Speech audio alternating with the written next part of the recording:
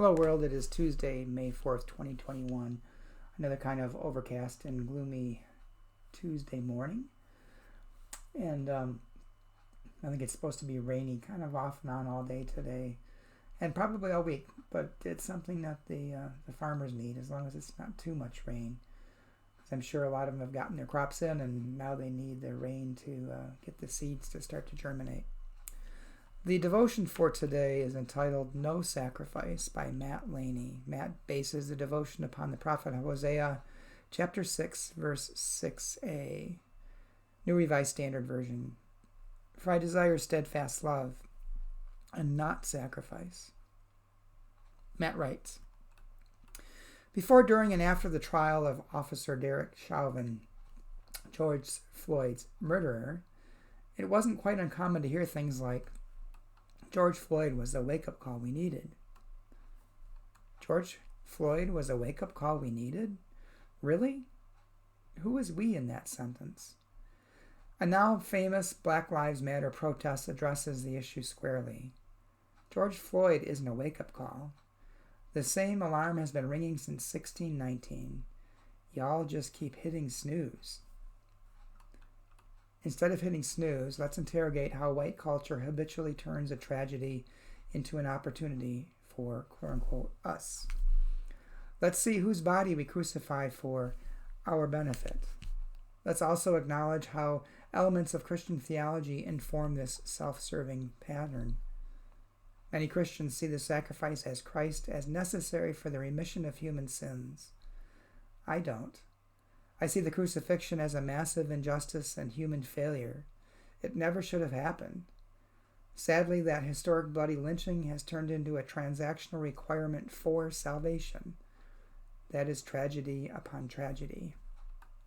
For me, Jesus' murder exposed the depth of human evil while revealing the depth of God's love. But it was not needed, nor was it good. George Floyd's murder and the conviction of his murderer is an important moment, but it shouldn't have to be.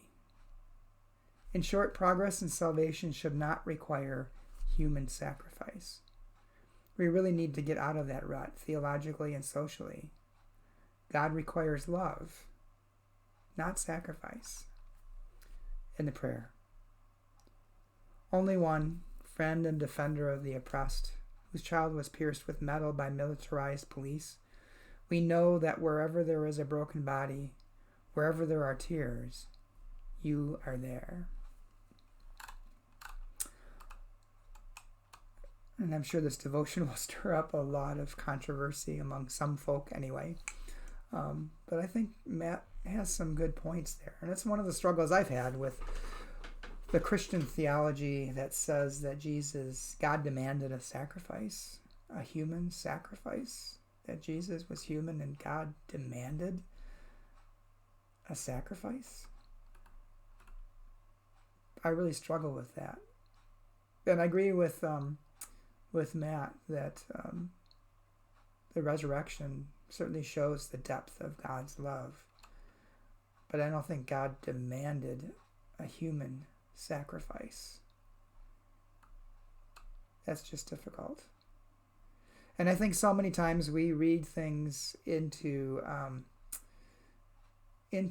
Scripture and we read things into situations to justify our stance or to help us believe what we want to believe, that sort of thing. And I think there's still a lot of work to do in overcoming the injustice that enslaving people had on this nation and on the world. And it still hasn't ended. It's become part of our psyche, I think. And there's lots. It's a very complicated situation in the police brutality issue and what appears to be, and I believe is truly racism at its core. There's a lot of things that have to be done and a lot of work that has to be done to overcome everything that's behind that.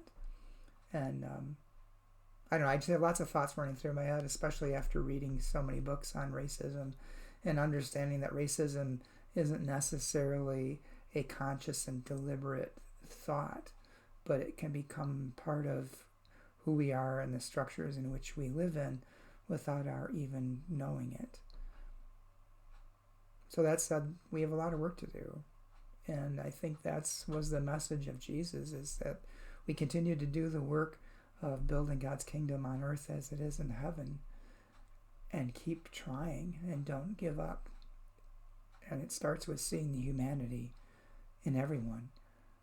And it starts with seeing that each and every person, no matter the color of their skin, the language they speak, the area of the world they come from, was also created in the image of God, including ourselves. Hope you have a good day. Sorry for the heavy message today, but I think it's important. And that's what a life of faith should do, is challenge us. I recently read a meme that said something like, if you're comfortable, you're not growing.